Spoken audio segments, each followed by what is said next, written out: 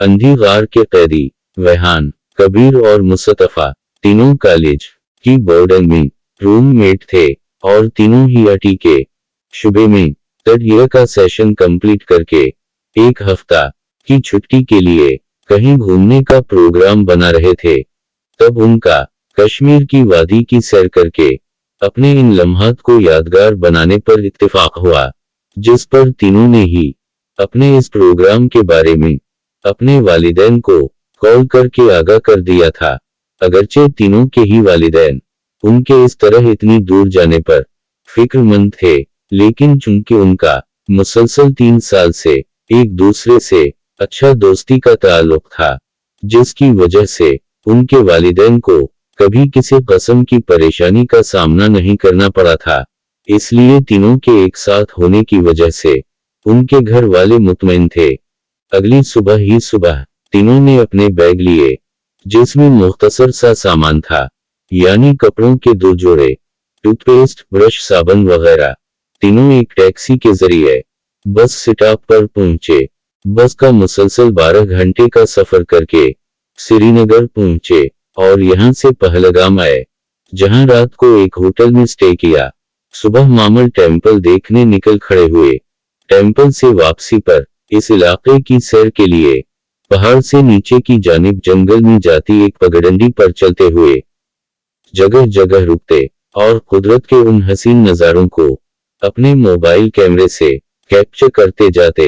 ये तीनों ही चूंकि इतनी खूबसूरती को जिंदगी में पहली बार देख रहे थे, इसलिए ज्यादा से ज्यादा उसे अपनी फोटो गैलरी में महफूज करना चाहते थे।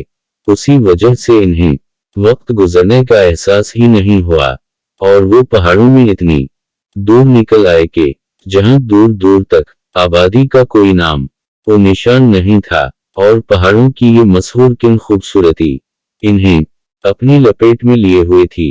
दोपहर को आसमान पर छाए गहरे बादलों ने अचानक ही अपना रंग दिखाना शुरू किया, तो देखते ही देखते शदीद गरज चमक के साथ मूसलाधार बारिश शुरू हो गई। तब तीनों ही वापसी के लिए मुड़े, लेकिन वो ऊपर आबादी से इतनी दूर थे कि ऐसी तूफानी बारिश में वहां पहुंच पाना उनके लिए मुमकिन नहीं था। इसलिए फौरी पनाहगाह की तलाश करते कबीर की नजर झाड़ियों के पीछे छपी एक गार जैसे सुराख पर पड़ी। तब तीनों ने दौड़कर इसमें पनाह ली। ये तीनों गार में बैठे बाहर होने वाली शदीद तूफानी बारिश का नजारा कर रहे होते हैं, तो रेहान कहता है, अगर कबीर की नजर उस गार पर ना पड़ती तो हमें तो इस बारिश ने सर्दी से ही मार देना था। जिस पर मुस्तफा इस बात की तायद करता है। कबीर अपने बैग से तौलिया निकालकर अपना सर पोंछते हुए बोलता है, अब जाने कब तक बारिश यूं ही जारी रहे। अगर शाम हो गई तो इतनी दूर वापस होटल तक जाने से बेहतर होगा कि हम रात भी उसी गार में ही गुजारें, क्योंकि अंधेरे में सांप, बिच्छुआ और दूसरे खतरनाक जानवरों का भी खतरा हो सकता है। जबकि रेहान कहता है, हाँ, अंधेर में कीचड़ पर पांव फिसलने से नीचे गहराई में जा गिरने का भी तो खतरा है। इस पर मुस्तफा बोलता है, यार ये भी तो देखो, ये गार अंदर कितनी दूर तक जा रही है। अंधेरे में तो कुछ नजर नहीं आ रहा, कहीं उसी में ही कोई खतरनाक जानवर, शेर, चीता, सांप या गीदड़ वगैरह पहले से ही अंदर मौजूद ना हो। हम बारिश से तो बच गए हैं, किसी जानवर का ही शिकार ना बन जाएं। ये सुनकर कबीर और रेहान दोनों खौफजदा निगाहों से गार के अंदर दूर तक फैली तारीकी की तरफ देखने लगते हैं, जिस पर मुस्तफा अपने मोबाइल की लाइट गार के अंदर की तरफ फेंकता और साथ ही कबीर और रेहान भी ऐसा ही करते हैं। लेकिन अंदर सिर्फ अंधेरा और दूर तंग होती बाएं जानिब मरती गार के सिवा कुछ दिखाई नहीं देता। इस पर मुस्तफा मशवरा देता है, क्यों ना थोड़ा मजीद अंदर जाकर देख लें, कहीं कोई खतरनाक चीज पहले से ही यहाँ मौजूद तो नहीं। लेकिन रेहान राजी नहीं होता और कहता है कि अगर कोई चीज है भी और अभी तक हमारी तरफ मुतवज्जे नहीं है, तो हमारे अंदर जाकर इस पर मोबाइल की रोशनी पड़ने पर वो हम पर हमला भी तो कर सकती है। ये तो फिर खुद खतरे को दावत देने वाली बात होगी। क्या बेल मुझे मार। जिस पर कबीर कहता है कि हाँ रेहान की बात भी ठीक है, ज्यादा अंदर जाने के बजाय सुकून से यहीं बैठो, आगे गार की ऊंचाई भी तो इतनी कम है, हमें बैठकर ही आगे को चलना पड़ेगा, और अगर अंदर कोई चीज हुई तो हम तेजी से बाहर भाग भी नहीं पाएंगे। जिस पर मुस्तफा कहता है ठीक है फिर ऐसा करते हैं, सेफ्टी के लिए कुछ पत्थर इकट्ठे करके अपने पास रख लेते हैं, अगर अंदर से कोई चीज निकली भी तो हम पत्थरों से उसे मार भगाएंगे। जिस पर ये तीनों गार से कुछ पत्थर इकट्ठे करके अपने करीब ही झीरी सी बना लेते हैं। अब बाहर अंधेरा होना शुरू हो चुका होता है, जबकि बारिश बदस्तूर जारी है। ये तीनों अपने अपने मोबाइल से खींची गई तस्वीर एक दूसरे को दिखाने और बातें करने में मसरूफ हो जाते हैं। अब जब बाहर काफी अंधेरा हो चुका था, बारिश और गरज चमक ने फिर जोर पकड़ लिया था, तो तीनों ही खामोश बैठे बाहर होती गरज चमक और बारिश को देख रहे थे। तब कबीर बोला, यार बेहतर है सुकून से लेटते हैं, बारिश तो लगता है सारी रात ही जारी रहेगी। जिस पर तीनों ही नीचे से कंकरियां वगैरह साफ करके करीब करीब होकर लेट जाते हैं।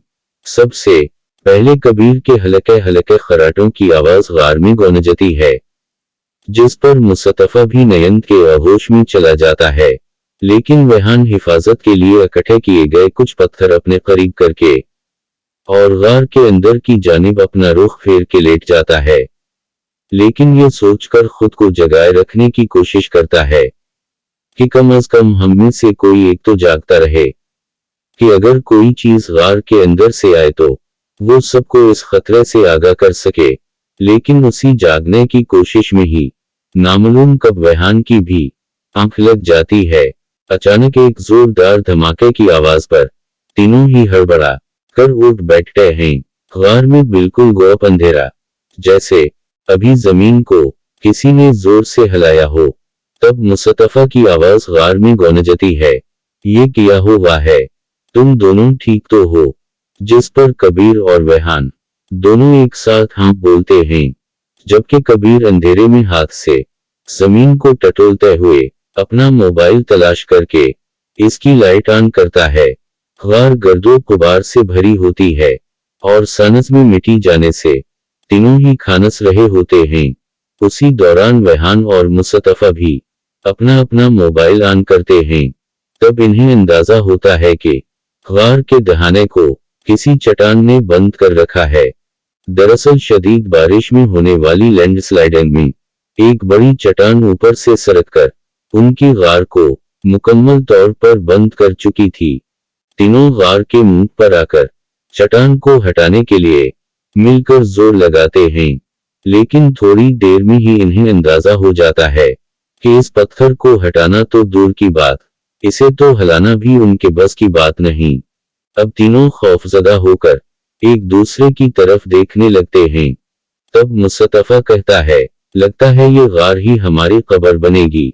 3 दिन से पहले तो हमें किसी ने ढूंढने भी नहीं निकलना, क्योंकि हम कल ही होटल से निकलते वक्त अपने घरों में कॉल कर चुके थे। हम आगे जहां जा रहे हैं वहां मोबाइल के सिग्नल्स कहीं होते हैं और कहीं नहीं होते, इसलिए अगर हमारी कॉल ना आए तो आपने फिक्र नहीं करनी। जबकि कबीर बोला कि होटल से भी हम कमरा खाली करके आए थे कि आगे जहां हमें रात पड़ेगी हम वहां कमरा ले लेंगे, इसलिए यहां से भी कोई उम्मीद नहीं कि किसी को हमारे गायब होने का शुबा हो और वो हमें तलाश करने के लिए कुछ करें। जिस पर रेहान बोला, अगर कोई 3 दिन बाद भी हमारी तलाश की कोशिश करता है तो उसे क्या मालूम कि हम कहाँ हैं, हम अपनी लोकेशन भी तो किसी से शेयर करके नहीं आए। और यही बात सबसे परेशान कौन थी कि जब भी कोई इन्हें तलाश करने निकला तो उसे क्या मालूम कि वो कहाँ हैं। तब कबीर ने कहा, भाइयों, ऐसे हाथ पे हाथ धरकर बैठे रहकर मरने से बेहतर है कोशिश करना। जिस पर मुस्तफा बोला, लेकिन कोशिश करें भी तो कैसे, ये पत्थर तो हमसे हिलने वाला नहीं।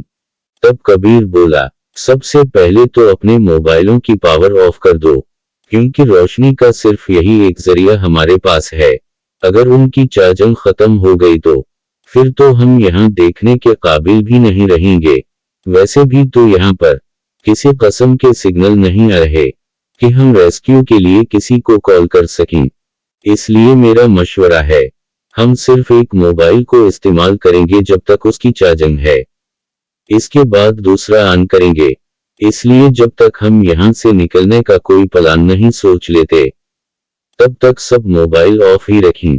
जिस पर तीनों ने मोबाइल ऑफ कर दिए। मुस्तफा ने कहा, न तो हमारे पास कोई कुदाल वगैरह है और न ही कोई ऐसा औजार है जिससे हम इस पत्थर को तोड़ सकें, और ये गार भी पत्थर में बनी सुरंग की तरह है। अगर मिट्टी की होती तो शायद हम पत्थरों से ही उसे खोदने की कोशिश कर लेते। जिस पर कबीर बोला, हमें अब गार के अंदर ही जाना होगा, शायद बाहर निकलने का कोई रास्ता मिल ही जाए। तब रेहान खौफजदा अंदाज में बोला, अगर अंदर हमें किसी चीज ने खा लिया तो। इस पर मुस्तफा ने उसे समझाते हुए कहा, देखो यार, यहाँ पर बैठ रहना भी तो यकीनी मौत है, फिर क्यों ना हम इस रास्ते को इख्तियार करें जिसमें बच निकलने की कम अज कम उम्मीद तो है। तब तीनों ने अपने अपने बैग उठाए और कबीर को फॉलो करते हुए इसके पीछे गार के अंदर की तरफ बढ़ने लगे, जबकि उस वक्त सिर्फ कबीर वाले मोबाइल की ही रोशनी थी। ये गार आगे इतनी तंग थी कि तीनों घुटनों के बल आगे चल रहे थे। तकरीबन 15 गज आगे जाने के बाद गार न सिर्फ बाएं जानिब को मुड़ी थी, बल्कि आहिस्ता आहिस्ता नीचे की तरफ जा रही थी। तब उसी तरह चलते चलते रेहान बोला, ये तो मजीद नीचे ही जाए जा रही है, लगता है हम जमीन में ही घुस रहे हैं। मुझे तो ये बाहर जाती दिखाई नहीं देती।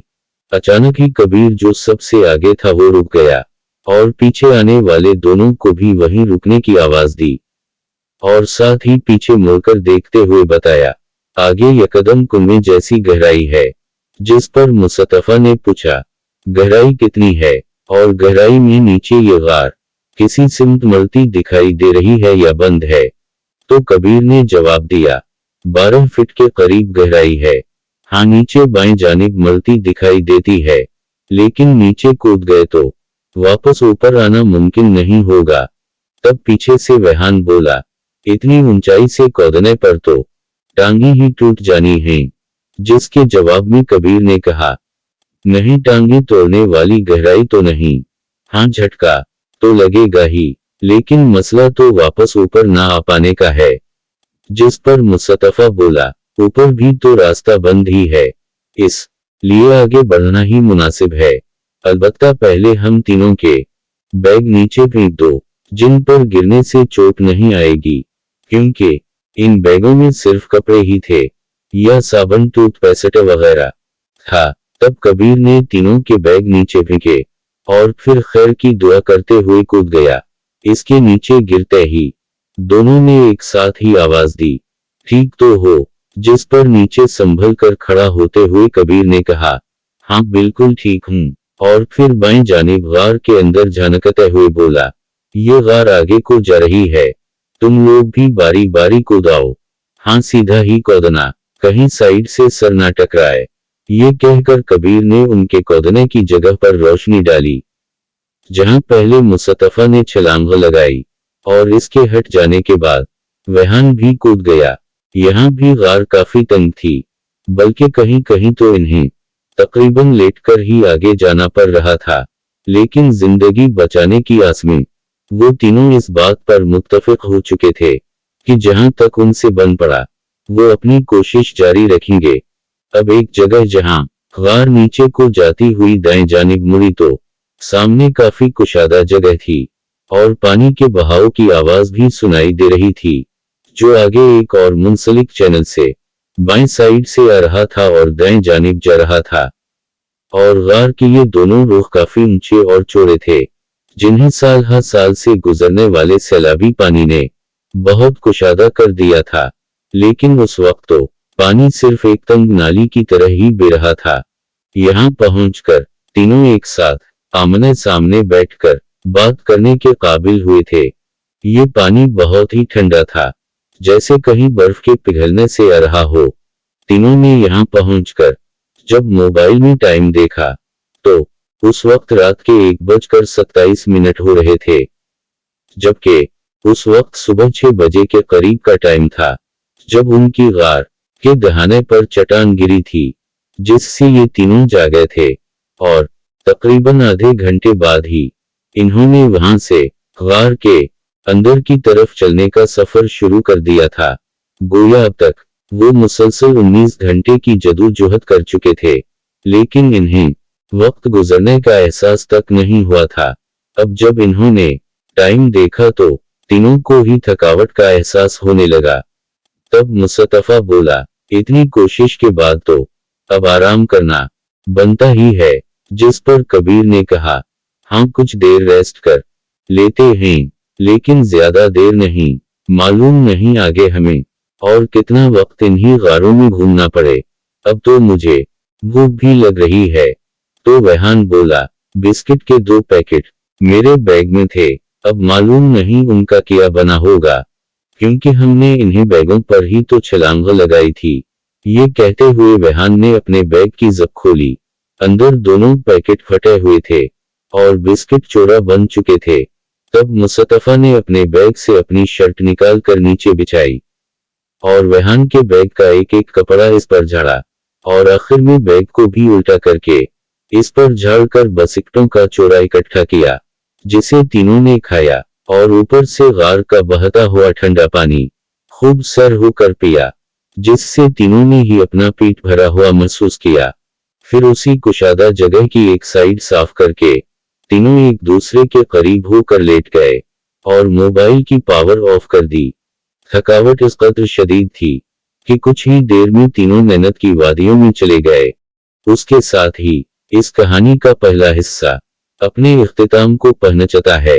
तमाम देखने और सुनने वालों को अच्छे दिनों की नवीद के साथ खुदा हाफिज।